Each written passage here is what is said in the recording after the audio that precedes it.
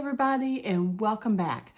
This is Flosstube number 57, and we're going to talk today a little bit about the Second Sister Sampler. My last Flosstube, I introduced you to Eliza Collier's sampler, and she had a sister named Mary Ann, and we're going to look at her sampler today and kind of compare the two, see ways that they're the same and ways that they were very different.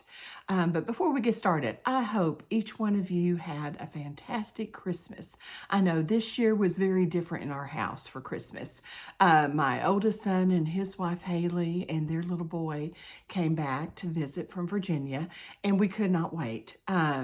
It was just so much fun having a baby in the house for Christmas. He's 4 months old, and so he doesn't quite understand everything that's going on, but it was still so much fun to have him here and get some grandma snuggles in. There's just truly nothing like it. I have thoroughly enjoyed this last week, and they'll be here till the first part of next, so I'm trying to soak in every moment that I can with them to kind of tide me over till I make a trip out to Virginia. And I hope each of you had the same opportunity to either spend it with friends or family and just enjoy time with those that you love. That's really, to me, the best part of Christmas. Not to mention all the goodies we get to snack on and just seeing everybody's face light up when they maybe get that favorite gift, or they have fun watching a movie. I know we had some Christmas movies going on, and it's just a great time of the year. Today, if you can't tell, I'm taking a break today. My oldest son and his wife went to visit her sister, and they'll be gone today and not be back till tomorrow. And then my youngest son came and picked my mom up for a lunch date. And I thought, I haven't had a pajama day in quite some time. So I'm going to take today and just make it pajamas all day. And that's what I'm doing. I thought I'd come to you and share about the sampler, and then I'm going to try and squeeze a whole lot of stitching in this afternoon. Let's go ahead and get started. I want to kind of refresh your mind about Eliza's sampler that I showed you last week. I'm going to show it to you again. And I had told the story about Eliza's sampler. This was probably the first reason that I purchased these two samplers, not because they were sister samplers. I think that's really cool, and I'm glad that I have a set of samplers by sisters, but it was this verse: the eyes of the Lord are in every place, sin not. And I told you the story about me telling my boys something very similar: the Lord sees all, before they would leave to go out and run around in their teenage years. And so when I saw this, I'm like, I have to have that, because I've said something very similar many, many times. But Eliza did a great job, I think, on her sampler. She's got a lot of detail, some beautiful colors. We talked a little bit about this building of a sorts in the middle, maybe a pergola. I really don't know what that is. It's just our guess, everybody's guess, I guess. But she has some things that are different from Mary Ann's, and there are some things that are very similar. So I'm going to show you Mary Ann's now, and then we'll talk about the two just a little bit. The first thing that you'll notice is that the sizes of the two samplers are very similar. The colors are very similar. And we'll just start up here at the top of Mary Ann's sampler. She's got a beautiful border, some cherubs, a crowned heart between them. She's got an urn, some berry baskets, some flowering bushes, lots of birds all over her sampler. She's got a verse, but you'll notice it's a little bit different. And then her name at the bottom. And she has a berry border as well. One thing that struck me about these two samplers, the ways that they're the same, let's talk about that first. What are some ways that they are the same? Well, first of all, the urn you will see on both Eliza and Mary Ann's sampler, and it's pretty much exactly the same. It has the same style urn, it has the same type flowers in it. The only difference I found was that Mary Ann's urn, which is the one you're looking at here, has what looks like a navy or a blue with kind of a off-white looking color added to it as well. Now, on Eliza's urn, where that light color is, hers is pink. It's the very same style. She's just chosen to add a little bit of pink in her urn. Maybe pink was one of her favorite colors, I'm not sure. But that's what she did to make hers just a little bit different. But the flowers, the colors, and everything else are the very same. Now, the next thing that I want us to look at are the berry baskets. Now, the berry baskets next to the urn are exactly the same on Eliza's sampler. The only difference is that on Eliza's sampler, she has her berries flipped. So the striped berries are on the opposite side of the urn from Mary Ann's. And I'm going to hold her sampler back up and kind of show you that again.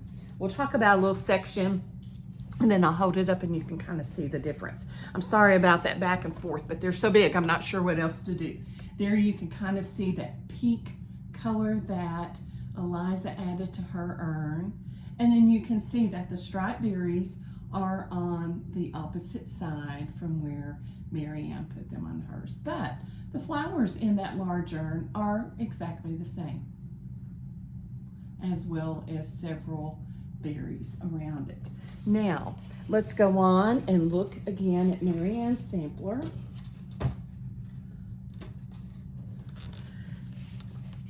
And you'll notice there are some butterflies kind of right in here. There's a few butterflies. And Mary Ann has done these next to the flowers in the urn. Eliza also has butterflies, but they're a little different placement. They're not in exactly the same spot as the butterflies are on Mary Ann's. Then, if you'll notice her verse, it's a different verse. And she says, Jesus said, "Suffer little children and forbid them not to come unto me." And so her verse is a little different. Still a biblical style verse, but a different one. So I don't know, maybe Mary Ann just liked this particular verse. This might have been her favorite verse. Maybe Eliza was a little ornery and heard her mama tell her that a lot for the verse that she chose. And then we see she had a little space left over here, so she added a little motif to kind of fill that spot in. And we don't see that on Eliza's sampler. Then we have at the bottom Mary Ann's name. Now, Mary Ann did not put a border around her name. She has a little separate border kind of underneath, but Eliza put another border around her name. So that was another difference. Here, do you see these little trees across the bottom? Mary Ann has several of those, but if you look at Eliza's sampler, she included lots and lots of trees. So I don't know, maybe Eliza just happened to like trees. I enjoy stitching trees, especially because there's so many different types. Let's look at Eliza's sampler and some of the trees that she chose. So if you look here, you can see this is a similar tree to what Mary Ann stitched. But then she's also included on hers 2 really large trees, and we don't see those anywhere on Mary Ann's sampler. Here's those butterflies, and you see Eliza put those in a different spot. We also don't see a little pergola or a little altar or whatever that building might happen to be. It's only on Eliza's sampler. We don't see that on Mary Ann's. And then here you can see where Eliza put this border all the way around her name. Now, if we look at this outside border, this is just a little berry border. Eliza's berry border is very definitive. You can see the two-tone berry. She chose a lighter pink and then that darker pink or burgundy kind of color. And let's look at Mary Ann's. Hers is also a berry border, but it's done just a little bit different. The colors are a little different. So here's her berry border. And if I look closely, there are two colors. It's hard to see that. At first glance, it just looks like she's done the whole berry in a red. But if you look very closely, you can see that there's actually two shades, even though they're very close to the same. So it's kind of interesting. As I really looked closely at both of the girl samplers, I saw many, many ways they were the same. But then I saw how they took their own little spin on it. Each girl probably wanted to have their own stamp of themselves in their sampler. So that's why we do see a few differences.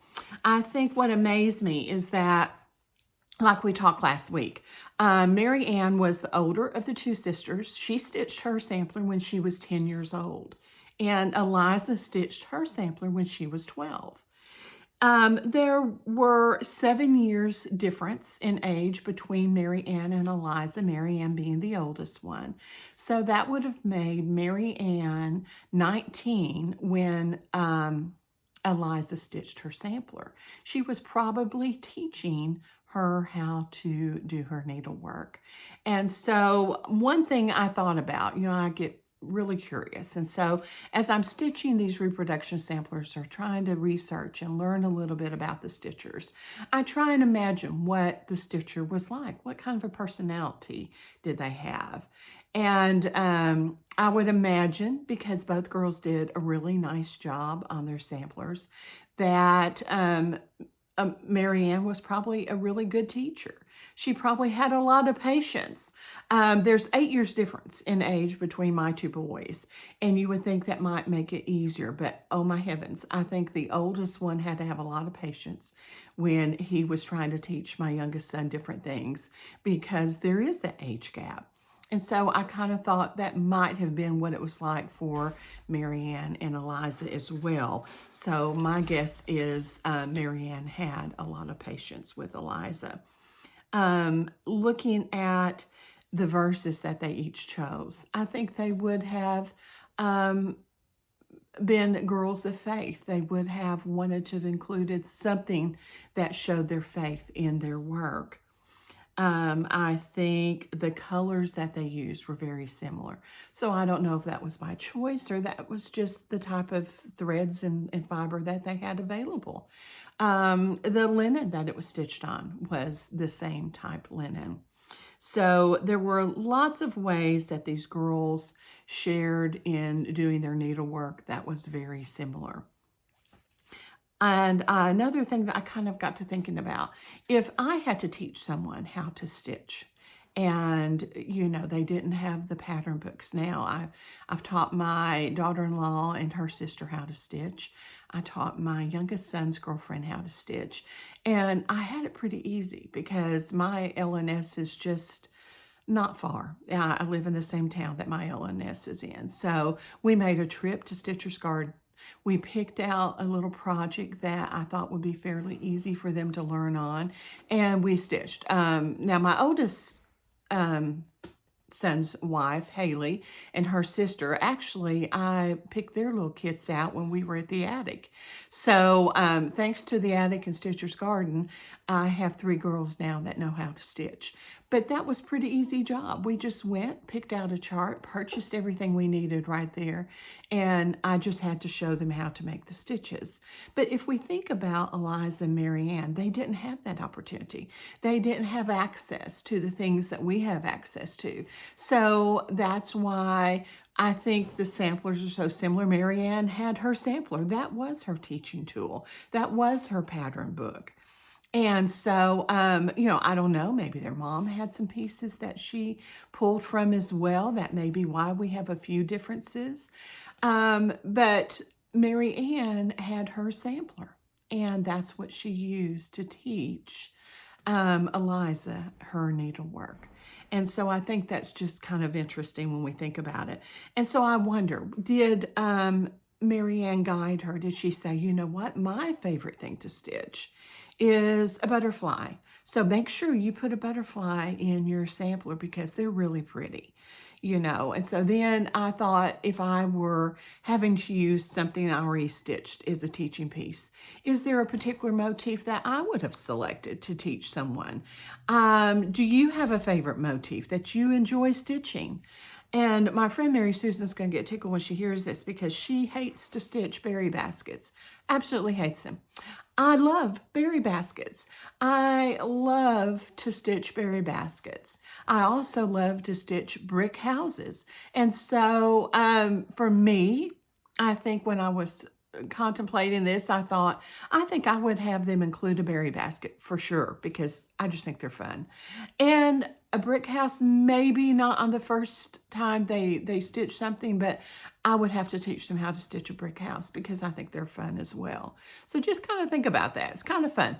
And let me know in the comments, what would you teach someone? What's your favorite motif that you would enjoy teaching someone how to stitch? And so along the lines of thinking about that, I took out the different motifs that Marianne and Eliza used in their sampler, and I just wanted to see what was the meaning. And did they even know what the meaning was? Or did they just think it was a butterfly was the cool thing to stitch? I'm curious about that. Maybe they knew the meaning and wanted to include it. Maybe they didn't. But let's look at some of the motifs and what they mean. A berry basket. What does a berry basket mean? Love, prosperity, health, happiness. If you have plenty of food, you're doing well financially, probably you're able to afford something to eat. You are healthy because you have food to eat. The little flowers in a basket, we see those on a lot of samplers. Those represent hope, friendship, and love. What about the cherub at the top? Now, that was only in Marianne's sampler. The cherubs represent faith or innocence. An urn can represent the fleeting nature of life or how beauty lasts. Birds, and we saw lots and lots of birds in both of these girl samplers.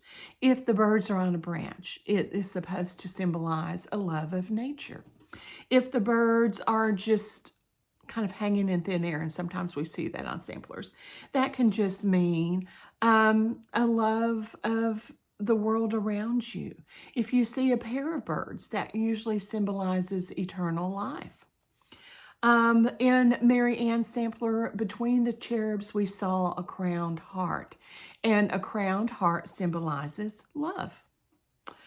And then the butterfly itself can symbolize many things. It can symbolize hope, change, freedom, the human soul, dreams, or inspiration. So there's many things that it can symbolize. And so I looked at all these meanings, and then I looked at the samplers again, and I tried to think, did they know what they were including? Did it have a purpose? And I thought on Mary Ann's sampler, her verse, I referred back to it. And let's look at that again. She included the verse that simply says, Jesus said, suffer little children and forbid them not to come unto me. He was saying, go ahead, let them come on, come climb up in my lap. And I think by the cherubs being included, representing faith and innocence, her verse is talking about children who we think of as being very innocent. And then the crowned heart representing love. Her verse shows Jesus' love for all the little children. And so she may definitely have known what she was doing by including these symbols in her sampler. So I thought that was kind of interesting. So if you have some samplers at home, kind of look at the motifs and look at if the verse is on the sampler, and see what you think. Did your stitcher know what the meanings were as they selected their motifs and used them in their sampler? So anyway, I just wanted to share both of those with you. I'm not going to keep you long today because if you're like us, we still have family and friends that are coming in and out. Not today. Today's pajama day. Now, I'll probably have somebody show up and I'm in pajamas, but that's okay. But I want you to use this time to get some stitching in, enjoy your family and friends. And next week, when I come to you, I have another new sampler that I've acquired since I quit doing my floss tubes while we were building. And it's one that is becoming one of my new favorites. I'm working on the model now, so I won't show you the model, but I can show you the linen choice and the colors. The colors are absolutely beautiful. It's a Scottish sampler, and it's got some different parts to it that don't necessarily look Scottish. So that's what makes it kind of unique. And it will be a market release this next spring. So I'll be anxious to show you the antique, talk about it a little bit, how it's got some characteristics of a true Scottish sampler and how some of them are a little different. So that's what we'll talk about next week. In the meantime, happy stitching. Enjoy this last little bit of Christmas with your friends and family, and I'll see you very soon. Bye.